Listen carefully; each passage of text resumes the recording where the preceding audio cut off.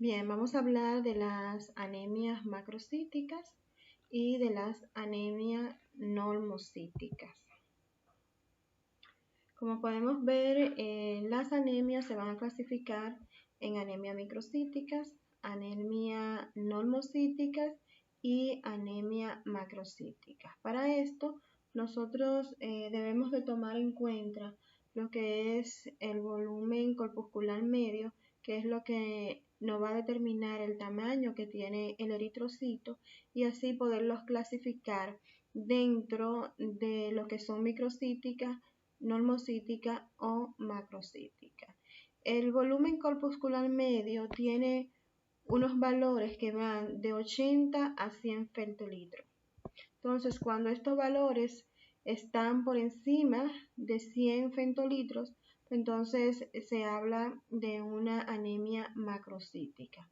Cuando están por debajo de 80 femtolitros, entonces se habla de anemia microcítica. Entonces, las anemias, en el grupo de anemia macrocítica se van a encontrar una serie de patologías como son las deficiencias de vitamina B12 y de ácido fólico, que son una de las más frecuentes, y también se han agregado otras que son producidas por el alcoholismo, los fármacos, el hipotiroidismo y también las enfermedades hepáticas y los síndromes mielodisplásicos. Acá vemos que las anemias macrocíticas se van a clasificar en anemia megaloblástica, que van a representar más del 90%, y entre este grupo tenemos la anemia perniciosa, la deficiencia de vitamina B12 y la deficiencia de ácido fólico. Dentro de las anemias no megaloblásticas, estas representan el 10% de los casos y estas pueden ser producidas por el alcoholismo, por las hepatopatías, por misedema, hipotiroidismo, neumopatía crónica, mieloma múltiples, anemia aplástica y síndrome mielodisplásico. Sin embargo, existe una forma fisiológica en la cual podemos ver también macrocitosis y es durante el embarazo y el periodo neonatal. Las anemias megaloblásticas se van a producir por una alteración en la síntesis del ADN. Y las células que se van a afectar son las precursores hematopoyéticos y las células del epitelio digestivo. Esto se va a deber a que, a pesar de que hay una multiplicación celular lenta, se mantiene el desarrollo del citoplasma y estas células tienden a ser grandes debido al coeficiente DNA y ARNA, el cual va a estar aumentado. En la anemia megaloblástica va a haber una eritropoyesis ineficaz debido a que los progenitores eritroides megaloblásticos tienden a destruirse en la médula ósea. Eso se da porque maduran de forma rápida, sin haber completado su proceso, entonces se destruyen, esos son más sensibles a destruirse en la médula ósea porque no tienen la madurez adecuada. También la celularidad medular va a estar aumentada y la producción de los eritrocitos va a estar disminuida. Para poder entender las deficiencias de la vitamina B12, es importante que conozcamos cómo esta es absorbida en el organismo. Como ustedes saben, la vitamina B12 la vamos a encontrar en las carnes, en el huevo, en el pescado, que son los productos donde comúnmente se van a almacenar por incluso más de 3 años. Y también se pueden almacenar en los vegetales, pero no en tanta proporción como lo vamos a ver en las carnes. Y tienen la desventaja que los vegetales tan pronto son hervidos, pues entonces se pierde la vitamina B12. Entonces esta vitamina debe ser ingerida. Al momento de ser ingerida, va a transitar hacia el tubo digestivo acompañada de proteínas, ¿ok? De unión. Estas proteínas va a ser liberada de la vitamina B12 por la acción de la pecina al llegar al estómago. Entonces va a haber un receptor que va a ser producido por las glándulas salivales que van a captar a la vitamina B12 y esa es la actocerrina que va a servir de transporte a la vitamina B12 hasta el intestino. Entonces, una vez ya en el intestino, pues entonces las enzimas pancreáticas, entre ellas la proteasa, va a separar a la actocerrina de la vitamina B12. Bien, entonces ya una vez separado, pues entonces las células parietales inician lo que es la síntesis del factor intrínseco, que es el que se va a unir a la vitamina B12 para servirle de transporte hacia la zona donde se va a absorber la vitamina B12, que es en el ilio. Bien, entonces ya formado este complejo de vitamina B12 y factor intrínseco, pues entonces al momento de ser absorbida necesita un receptor y ese receptor es la cubilina, el cual le va a permitir a ese complejo poder unirse y ser absorbido en la célula. Bien, entonces ya en el interior, pues entonces el factor intrínseco es separado y la vitamina entonces se va a unir a un transportador que le va a acompañar hacia el torrente sanguíneo. Y esa molécula es la llamada transcobalamina. Bien, mediante el cual ya la vitamina B12 va a poder pasar por el torrente sanguíneo y dirigirse al hígado, al tubo digestivo y la médula ósea. Entonces, ¿cómo se produce la anemia perniciosa? Podemos ver que la causa más frecuente de anemia perniciosa va a ser el déficit de vitamina B12. Y eso se puede dar por una ausencia del factor intrínseco que ya vimos que es necesario para el transporte de la vitamina B12 hacia el intestino. Y eso se puede dar por un trastorno autoinmunológico, también por procesos quirúrgicos en los cuales se eliminen segmentos del estómago donde estén comprometidas estas células parietales, también por una gastritis atrófica o por inhibidores de secreción ácida. El déficit de vitamina B12 se puede dar por una ingesta disminuida, sea porque no se tenga dentro de la alimentación diaria. Y es común observarlos en vegetarianos porque no consumen carne, que es donde más comúnmente se almacena la vitamina B12. También se puede dar por una absorción disminuida, que la podemos ver por una deficiencia del factor intrínseco, o por estado mal absortivo, o por enfermedades intestinales difusas, o por procesos parasitarios o un sobrecalentamiento bacteriano. Entonces, la anemia perniciosa se va a presentar en personas descendentes del norte de Europa y en los afroamericanos. Puede afectar a ambos sexos por igual, presentándose comúnmente en un promedio de edad de 60 años y en raras ocasiones en menores de 30 años. Va a tener una incidencia en pacientes con procesos de origen inmunitario como son las enfermedades graves, misedema, tiroiditis, insuficiencia suprarrenal idiopática, vitiligo y hipoparatiroidismo. En el examen físico vamos a encontrar diferentes características. En caso de que sea por déficit de ácido fólico, vamos a encontrar pancitopenia, ¿ok? Una disminución de las 3 líneas celulares. Vamos a ver una hiperpigmentación de la piel y también presencia de cana de forma prematura, lo cual es inespecífico.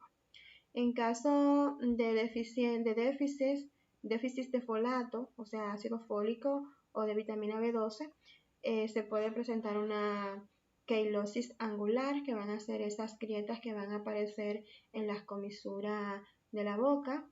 Puede presentarse en el paciente también candidiasis, gingivitis, glositis, acá en la lengua, que va a estar inflamada o dematizada.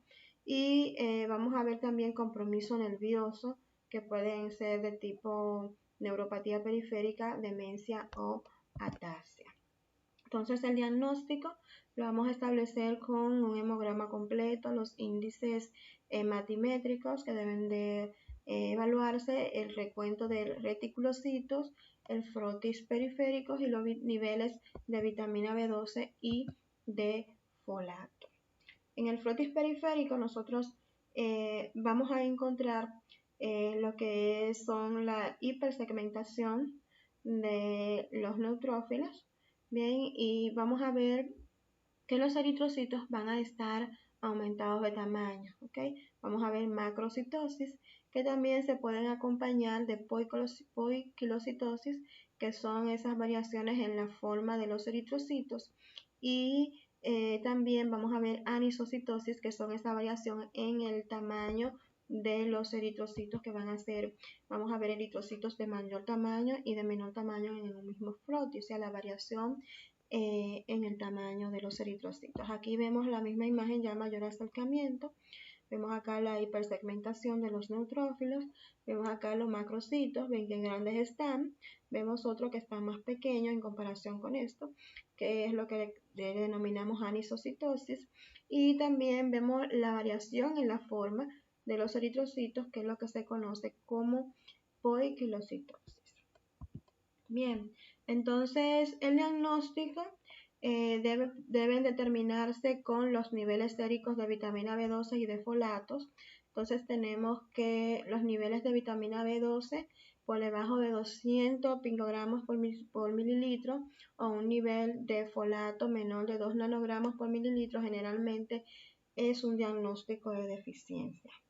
Por lo tanto, los niveles de vitamina B12 entre los 200 y los 300 picogramos por mililitro no son diagnósticos, y en este caso se deben de controlar los niveles de metilmalónico y de homocisteína, que pueden estar elevados tanto en la deficiencia de vitamina B12, mientras que en la deficiencia de folato van a estar elevados la homocisteína. El tratamiento consiste en la administración de suplemento vitamínico apropiado, lo cual debe de darse para evitar, en este caso, enmascarar un cuadro de deficiencia concomitante y conducir a una progresión de complicaciones neurológicas. Acá vamos a ver las anemias no megaloblásticas. Bien, que a diferencia de la megaloblástica, en esta no hay problemas en la síntesis del ADN, y por lo tanto vamos a tener, contrario a la megaloblástica, una eritropoyesis acelerada. Acá esta puede ser producida por alcoholismo, por EPOC o por hepatopatías crónicas y hipotiroidismo, aunque esta condición es más frecuente de la anemia normocítica. Bien, entonces, hablando de la anemia plástica, vamos a ver que esta puede ser tanto constitucional o adquirida, que va a representar el 70 al 80%, y es idiopática, y el resto puede ser resultado de un daño directo tanto de la médula ósea, sea por agentes físicos o químicos, y el 13% de los casos va a aparecer en asociación a agentes farmacológicos como antiinflamatorios no esteroides o sulfamidas. Este mecanismo de la anemia plástica puede deberse por ausencia o defecto de los precursores hematopoyéticos, o por una afectación en el microambiente medular, o por una reacción inmune en contra del tejido hematopoyético. Clínicamente, en la anemia plástica vamos a ver manifestaciones clínicas secundarias a pancitopenia, va a haber fatiga, astenia, taquicardia, palidez, cutáneo, mucoso cutáneo, equimosis, petequia, gingivorragia, hemorragias viscerales e infecciones infrecuentes. Entonces, infecciones frecuentes. Entonces, en las pruebas de laboratorio, en el hemograma vamos a encontrar una disminución de las líneas celulares que pueden ser tanto de dos líneas celulares como involucrar las 3 líneas celulares. Puede haber reticulocitos disminuidos, un frotes periférico con disminución de las líneas celulares, pero con normocitosis y normocromía. En el aspirado y en la biopsia de la médula ósea va a haber una hipercelularidad con depresión de las 3 sistemas hematopoyéticos y puede existir un aumento de los linfocitos, de las células plasmáticas, de los fibroblastos y en ocasiones hemofagocitosis. El tratamiento de la anemia plástica, va a consistir en transfusiones sanguíneas, estimulantes de colonia, la administración de la eritroproyectina, también de inmunosupresores de esteroides y el trasplante de médula ósea. En cuanto a la anemia de la enfermedad renal, tenemos que la causa principal de anemia de la enfermedad renal se debe a una producción inadecuada de la eritroproyectina endógena, la cual es la hormona que va a actuar en la diferenciación y maduración de los precursores de la serie roja. Pero también se han agregado otros factores como es una respuesta eritroproyéctica disminuida en la médula ósea debido a toxina o a estados inflamatorios, a una disminución de la disponibilidad de hierro para la eritropoyesis o a una vida media de los hematíes acortadas o a déficits de vitamina B12 o de ácido fólico. En este caso, en la anemia de enfermedad renal va a ser habitualmente normocítica y normocrómica sin ferropenia. Entonces, los niveles de ferritina van a estar por encima de 100 nanogramos por mililitro y un índice de saturación de transferrina por encima de los 200 del 20%. En el laboratorio vamos a encontrar en el hemograma, debe realizarse los análisis completos de hemograma que indiquen la hemoglobina, los índices de hematíe y el recuento de leucocitos y de plaquetas, también los reticulocitos y los parámetros del metabolismo deben de tomarse en cuenta del metabolismo férrico, como el hierro, la ferritina, la transferrina y el índice de saturación de la transferrina.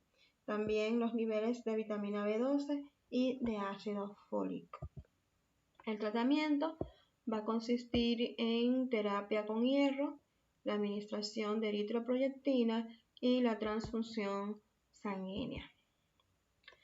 La anemia poshemorrágica, esta se va a hacer consecuencia de una pérdida sanguínea que puede ser tanto aguda como crónica. En las agudas principalmente se deben a hemorragia postraumática, a hemorragia masiva digestiva de tipo urinaria o genital. En las pérdidas crónicas, estas van a ser debido a un déficit de hierro. Entonces los síntomas van a depender de la rapidez y la cantidad de sangre que esté perdiendo el paciente y de la edad del paciente. La pérdida sanguínea crónica puede transcurrir sin síntomas hasta que se manifiesten los síntomas secundarios de déficit de hierro o de la enfermedad de base. En los análisis de laboratorio deben de incluir el hemograma, el cual va a mostrar una anemia normocítica y normocrómica, y puede haber trombocitopenia secundaria a pérdida aguda de sangre. Vamos a ver también reticulocitos aumentados. En el frotis periférico pueden observarse eritroblastos y nivel de los leucocitos pueden incrementarse debido a una reacción medular en respuesta global con neutrofilia. En algunos casos pueden haber metamielocitos y mielocitos.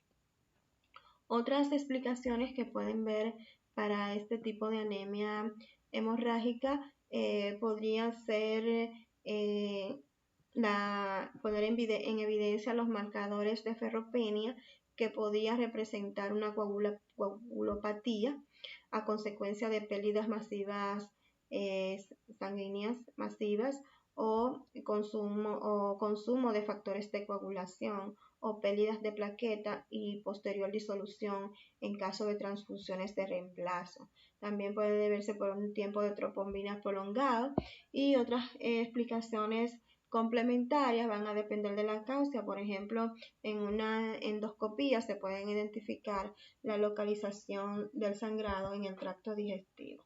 Entonces, el tratamiento consiste en detener las hemorragias si es posible, la administración de soluciones cristaloides a un flujo elevado y solicitar la determinación del grupo sanguíneo, si no es posible determinarlo de forma rápida y fiable basándose en la documentación, transfundir concentrados de hematíes y la administración de ácido transamínico en caso de hemorragia postraumáticos graves.